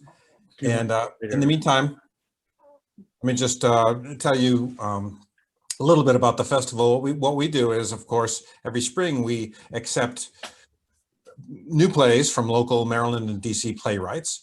And our mission at the festival is to support and nurture playwrights. And one of the ways we do that is by having these readings, and which will hopefully lead to productions. And we have other activities throughout the year to help with that mission. So normally, this play would have been performed in the summer or fall of last year. But of course, with the pandemic, that didn't happen. And so what we're doing this spring is doing some online readings of some of the plays that were submitted last year, because they didn't get their shot last year. And then we have a whole new batch of plays that were just submitted this spring. And so those plays will get their shot at readings later on this spring and this fall, and hopefully either in theaters or outdoors or someplace like that. So that's what's going on, and that's what led us to our first attempt, first experience working with online readings at the festival, because normally we would be doing this in a theater. Okay, so actors, why don't you come on back?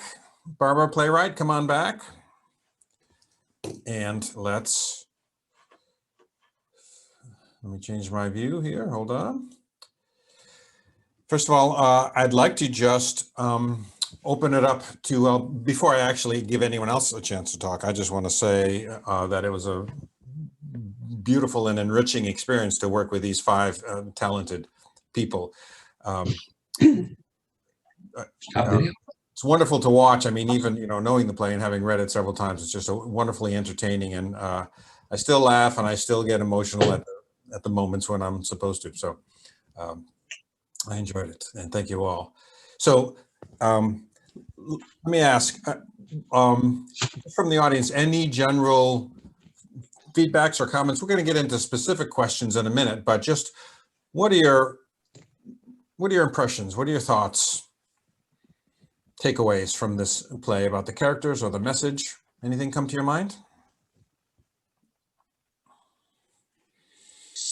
I'll do it. Oh, really? That's a surprise. Okay. Go ahead. As a person with a master's degree in being poor, Jane, I felt you so strongly that it hurt my feelings. I just want to tell you that. You were really, really good. And Lisa, I want you to be my best friend. Please. That's it. So tell me this, what specifically was it? What was it about either Jane or Lisa or their relationship that seemed genuine to you, or that moved you? Okay, so I took notes. Everything that Lisa said was so selfless. She even was trying, Lisa, I saw the affection in your eyes the moment that you met Sam. I saw it. It was there. You gave it to us. You still tried to give your man to your homie. initially. You are a good friend. Jane, let's see what we got here. Oh, Jane, personally, I don't see it, but when enough people say it, you have to at least acknowledge it. Might be true. You got me. I was LOLing at that because I feel that. Let's see. Lisa, you went with Jane. She wanted to leave. You didn't want to leave. You went with her. Bless you. Let me see. Oh, Jane, I saw a clear change after the moment that you realized that you needed your car. When you ignored your mother's calls at first and you paused, and this entire time we've been seeing you as very anxious and going on and on and on, a little bit like someone that you're watching speaking right now. It switched the moment that you paused and you stopped. The next call you had from your mother was very well communicated. The next time you spoke with Lisa, you were very well communicated. I really enjoyed that moment, that shift.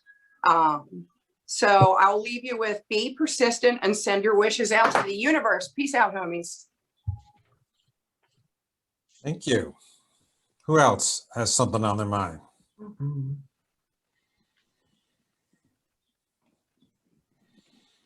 Okay, Barbara, what would you like? What are some questions that you have about your own play that you'd like an outsider's perspective on? I have to start out by giving immense applause and thanks to the 4 actors. That was just a fantastic job. And you have to say to yourself, what if these 4 actors really felt the presence of each other on stage and could move around? How much better, even better that would be. I mean, it's phenomenal to think about. So I have enormous thanks to give you for everything that you pulled out of yourselves for this. Agreed. To develop these kind of connections and not even be in the same room. That's amazing, right? Yeah, amazing. Questions that I have about the script, you're asking me? Oh, anything you want to put out to the audience, to the actors, anything that, points that you wonder if they work or how they could be better, anything like that? Well, I have wondered if the dialogue was on target for that age group, since I'm not in that age group. I have wondered if the ways that people in their 20s and early 30s, if that's the way they express themselves, if that's the way they think about things. I certainly went through job hunting horrors throughout my life, and the word demoralizing really resonates for me. That was the one that I finally zeroed in on during my struggles. So I have wondered about that. You want to put that to the actors first and then to the audience? Sure. Actors, you're that age. As you were reading this, did it seem like a natural dialogue?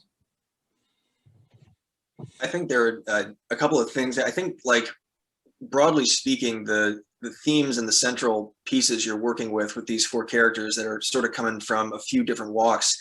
The line that's always resonated with me, and I still think it's funny too, is, we're part of a generation that has bachelor's and master's degrees coming out our asses, and it's still, damn near impossible to find something in and then even Sam's own line always rang with me too. I don't know why we have to settle. I think the 2 of those together, again, I think thematically the core of these 4 characters is really strong in terms of sort of their approach and how they cope.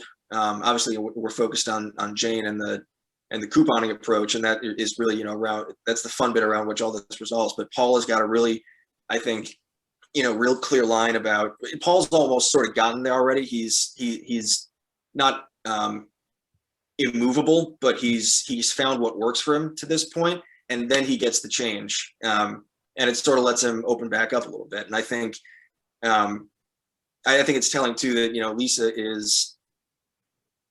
Lisa's track fascinates me because it's I think they call her complacent at one point, or something akin to that. Coasting is the word, I think. And I wouldn't have necessarily picked that out initially, but it's an interesting point too. So yeah, I just think that, again, at the core of these four characters, I think are four very appropriate viewpoints and approaches to how you just deal with this. And I think that's expressed. I think everybody at least has one like diamond line at the core of those things. I totally agree with that. I can pinpoint a place for myself and people I know in this generation that fall in one of these archetypes. And I definitely think you did a wonderful job fleshing them out. Thank you. Yeah, and I just think at the root of this, I think what's so frustrating for all of these characters in their own, like Gabe said, specific tracks, because everybody goes through a journey on relying on the system, but also having to be themselves through it and have their sense of self, but how it's so tied into what you do and not who you are. And there are so many different lines that compare those two things. And for these people in this age, it's so difficult to figure out if you can, who you really are outside of all of the pressures of the environment in which you live. Mhm. And I think that's a part of the fun here is if the question is sort of, between like survival or trying to do something that's not going to kill you, or, passion wise. I think, again, the quirky avenue of the coupons is a really fun way into this as sort of a double coping mechanism. It's a passion and it's a method of survival.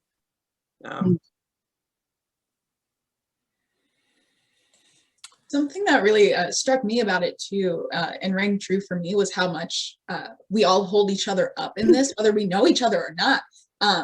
From like every time I ask Jane, are you happy? Is it something you want? Like, we need this pursuit of happiness throughout the whole thing, even though it's, are we just coasting or are we really doing something that we want? To like when I tell Paul, I have no clue who you are, but I'm happy for you. You finally got something that you want. That was a theme that really rang true for me and a lot of people that I know in this generation.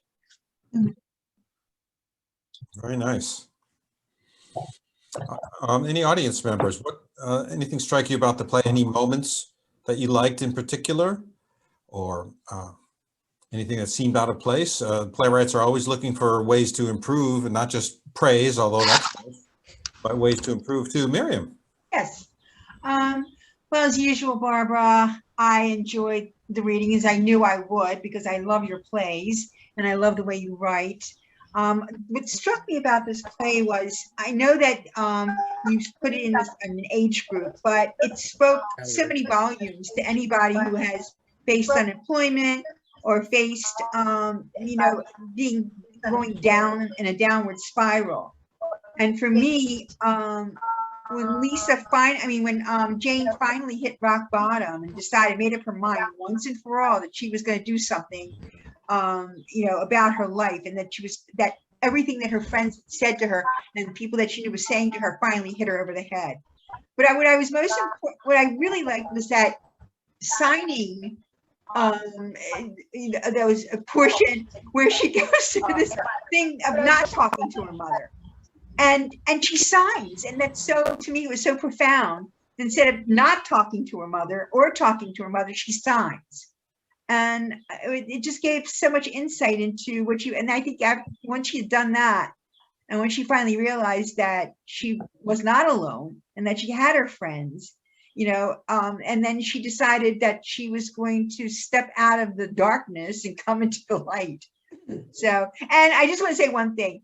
When Jane was going off on her, I wanted to yell, Lisa gave up her boyfriend, you troll. For you, because you're her best friend.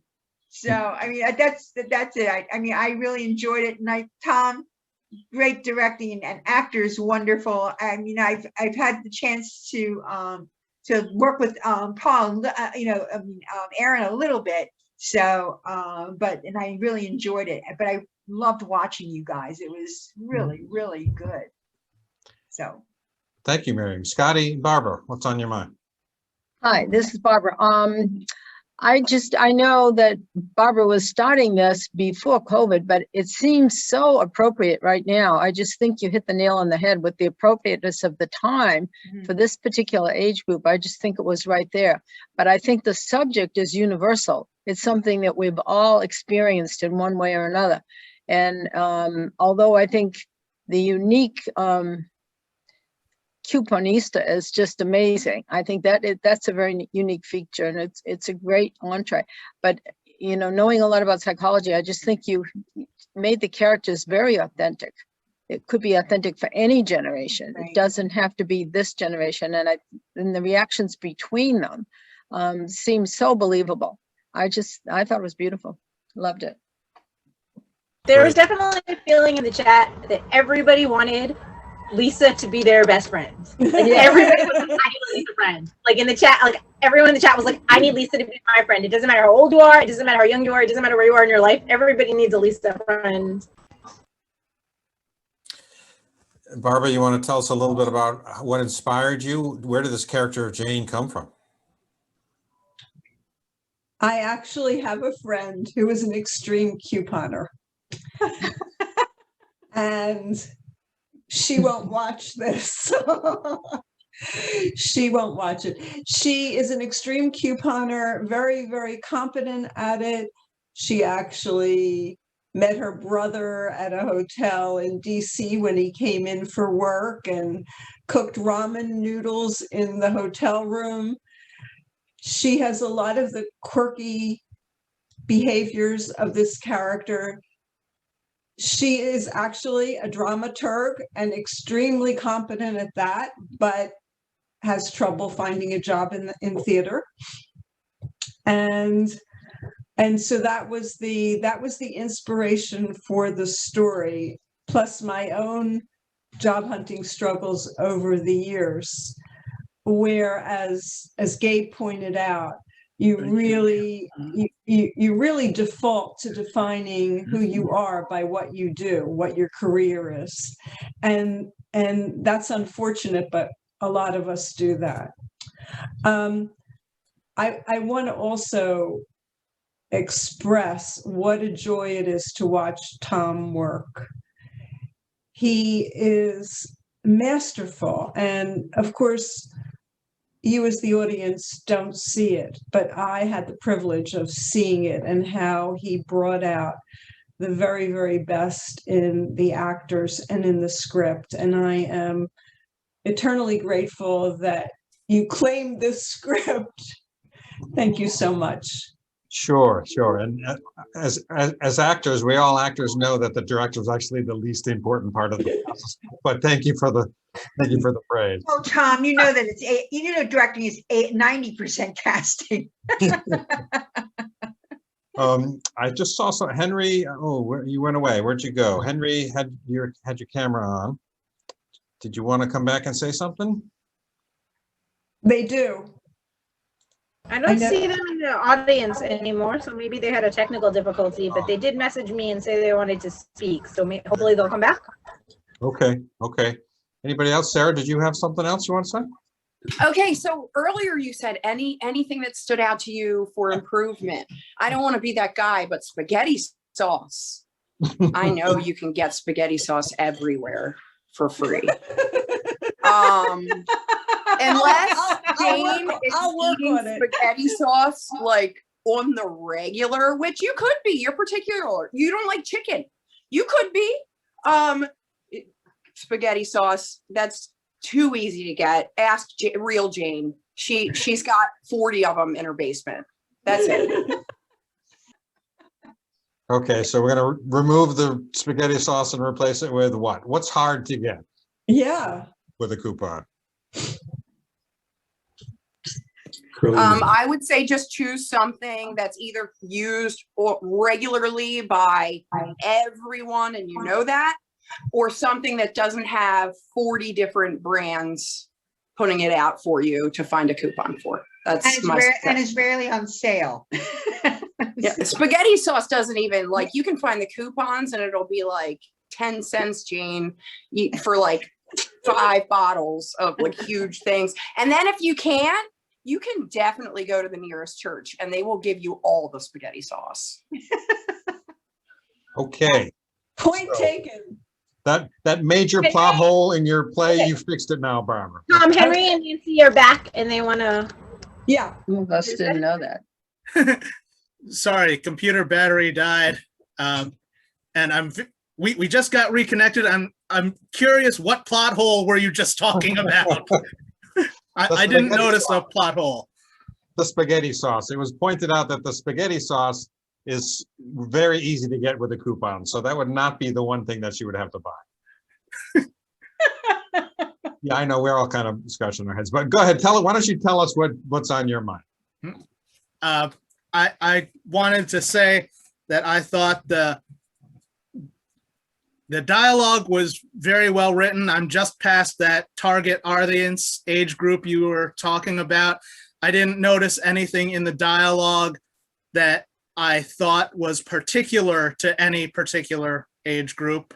And that's a good thing for your dialogue to be timeless and speak to past generations, although I am vaguely aware that past generations have had a different relationship with work than the way things have evolved more recently, and who knows where it will go in the future. But I thought the dialogue worked well. The characters were very realistic. I thought that was very well done. I'm a little surprised that Jane didn't wind up buying all the groceries for Sam's food truck and doing all of his marketing, but Oh, That's the sequel. It's a good happily ever after, hopeful ending. Redemption, forgiveness, Mhm. righting the wrongs, recognizing her own her selfishness about in the that. beginning, and now did being think part that of was the gonna greater happen. group. yeah, yeah. Everybody's got, I mean, Lisa's got the money because she tends bars and Put your hand up. And Sam's got the, idea, and Jane's got the marketing enthusiasm. So they could all get together, and then Paul could be their. Simple counsel. Something that I really liked is even though Lisa and Sam get together as a romance, that the play was about like 20 somethings, but it wasn't a romance. And, like I liked, because I feel like I'm a little older than that age group, but I feel like most plays and stories about characters in that age group, the end result of happily ever after is you settle into coupledom, and that's the end. And so I liked that there was this, and even though, like I said, Lisa and Sam were a couple, they didn't necessarily settle into happy ever after. Maybe they did, maybe they didn't. It's okay either way. And Jane ended up, there was no romantic interest for her. It was more about, and Paul, there was no romantic interest. It was more just about all the characters at that age finding themselves, which is something I appreciate as a person who's like a little bit older, but like every time when I hear stories about people in their 20s and 30s, like fiction stories, the end result is always like the couple and they settle down and they get married and Oh Oh my my have kids. God, it's like I watching like a that it's Hallmark. not the It's like end watching goal. a Hallmark movie. Oh. Yeah, and even though Lisa and Sam are a couple, they both still have goals that aren't related to them as a couple. Like they have their goals as people, Right. that they want to be. And if those goals are like if they work as a couple, great, but their goals aren't, and we're gonna get married and buy a house and have 2.5 kids and the white picket fence. Our goals are we're gonna better ourselves and get our whatever. And then like if that works as a couple, great. If it doesn't, like that's okay too. And as a person who's like I'm in my early 40s, so I'm at like slightly outside of the age range, but I heart that so much. Yeah, something that I think is really cool too is at the ending, it almost leads to that when Jane like references like, oh, but you found something really special, which is probably true because they have a good relationship, but automatically Lisa's like, no, I need other things. Don't get it twisted. And there's so many little conversations like that. Like even I think Jane's relationship with Paul is really interesting too, where like they just need someone to talk to. Like it's not about being romantic, it's about needing someone to be there. Mhm. I have to admit that line. Jane says to Lisa, something has already happened for you, something good. And Lisa says, it has, but I want more. That line always makes me pause and wonder, what, I don't know, it just, her potential boyfriend or her new boyfriend is sitting right there next to her and she's saying, well, yeah, but I want more. So what exactly, Lisa, are you saying? Political science. Yeah, she's got that degree that she's going. She's checked off a box, but it's not the whole list. No. Yeah, I like that. I like that, Gabe. That's a great response. Yeah, I mean, like I'm married and in a happy relationship, but like that's not my be all and end all, right? I still have career goals, life goals, and my partner does too, right? He has career goals, life goals. That sort of like we're happy with each other and we're happy, but like we also still individually have goals that don't revolve around each other. Like when Lisa said to Jane, like when Jane was like, I have got, Lisa was like, what about a guy friend? I was like, yes, do that. Like, be friends with the opposite, like have friends, have more people in your life, and not everyone has to be the, like, yes, be that, do that.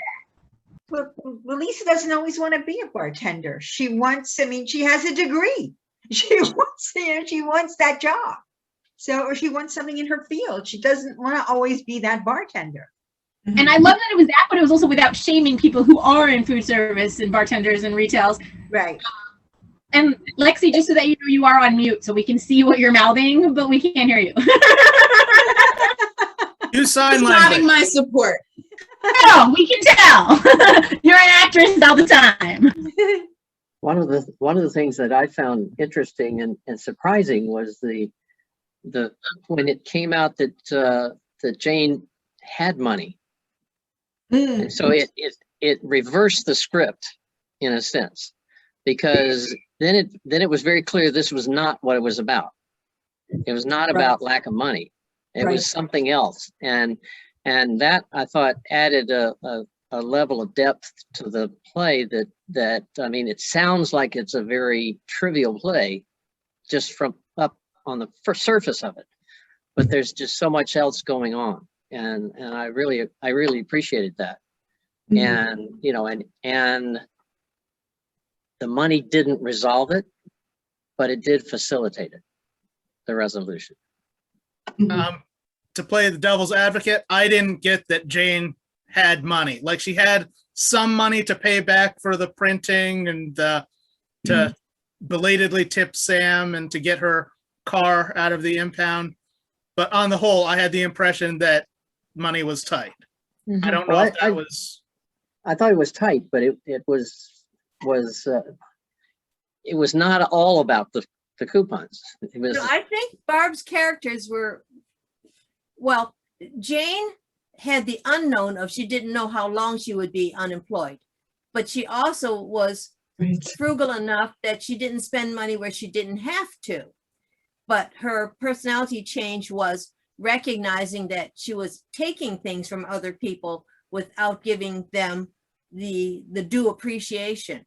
But Barb, I think your characters were deep enough, and I like the sign language and I like the couponing as themes to run things around. But you tickled things, you threw things in, and you didn't say this was the only way. But I love the emotional relationships and the promise of potentially deeper relationships. So I think you planted a lot of seeds along with your storyline. Thank you. Anyone else? We may be getting ready to wrap this up. Barbara, anything else you want to put out to the universe and see what the answer is? I don't know if somebody saw, I don't know if everybody saw in the chat, Sarah O'Hara just sent one hashtag spaghetti sauce.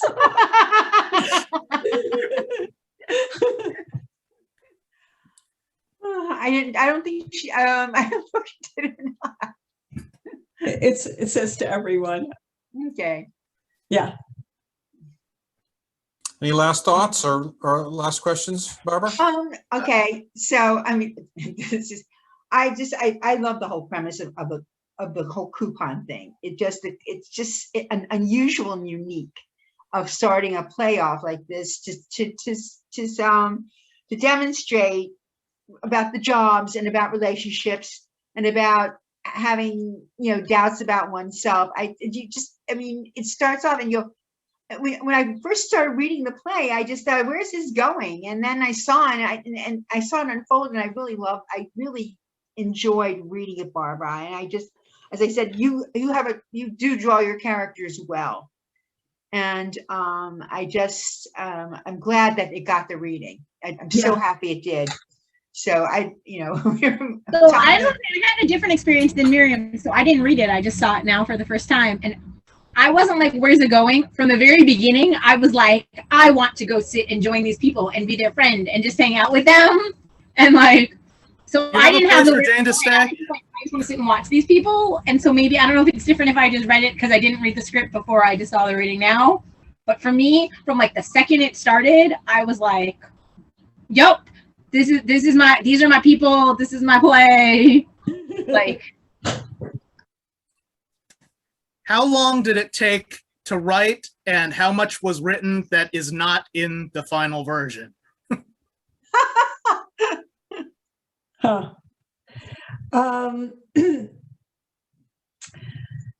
It doesn't take me very long to write. What do I mean by that? A few months.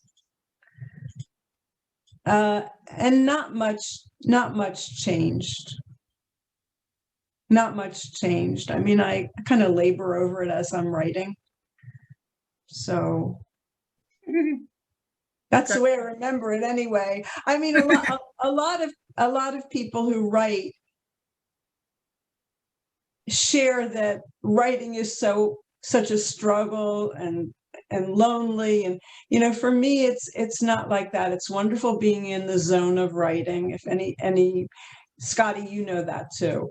It's wonderful being in the zone of writing, and it doesn't feel painful. It feels painful when you get feedback that things need to be restructured.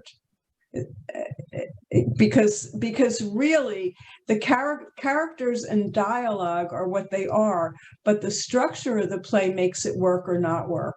I mean, people connect with the characters and the dialogue, but if everything is in the wrong place or it lacks something like conflict, which is one of my huge challenges in most of my plays, that I don't put enough conflict in. And I should mention that I've gotten comments on this play that there wasn't enough conflict. And I was baffled, because this young woman is struggling from page one. And I don't know what more they want to happen to her. Maybe. Yeah. I mean, I personally loved that your characters were all people bringing each other up instead of tearing each other down, because too often you see plays, especially with women characters, where they're catty and they're against each other. Women, in particular young women, right? It's like they're competitive and they're catty, and maybe they come together at the end, but you see that kind of struggle. And honestly, it's tiresome. Like, I'd like to see a play with women who bring each other up, right? And who promote each other and who, are happy for each other, right? Like, when Paul got his intern and Lisa was like, look, I don't even know you, but congratulations, like, that's awesome. I was like, that's exactly right. Like, it's not pie. Like, you do well, that's good for everybody. It doesn't take away from me, right?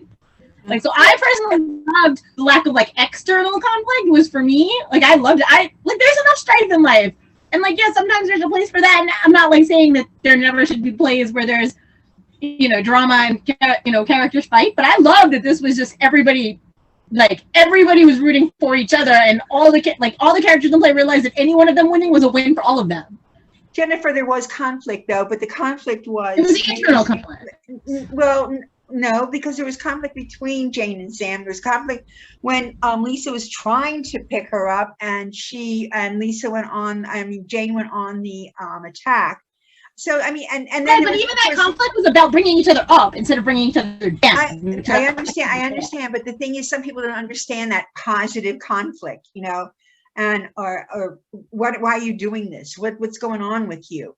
A lot of people don't understand that, and they think, unless you're sitting there hurling epithets at somebody, it doesn't count. So anyway, that's, I mean, but I think there was plenty of conflict, positive conflict. So. I think in reference to that conversation, I get what both of you are saying, that yes, there is a conflict between these characters. And then I also get what you're saying, Jennifer, about it being positive. I think another way to, or the way that I looked at it anyway, was that what they said came out of love. Like when you have a really hard conversation with somebody and it's easier not to tell them what you think, but instead you choose to tell them because you want something to change. Right. And I felt that definitely throughout everything that Lexi as Lisa was doing in that scene. And I think that might be what you mean there, that there's I meant that as a positive conflict, but I meant was she wasn't hurling epithets at her. Exactly. She wasn't pulling her down. She was trying to tell her, I love you, but you really have to see, you really have to do this. And you have to get your car and you have to do this. I mean, that's what I call positive conflict. Yes. Yes. So I feel really lucky. Thank you all. Barbara, thank you. Thank you, Barbara. Thank you, actors. Ali Ibach, Lexi Waddy, Gabe Freemuth, and Aaron Hancock. Thank you. And Barbara Barno, author of The Coupanista. Tom, thank you. Thank you, Tom.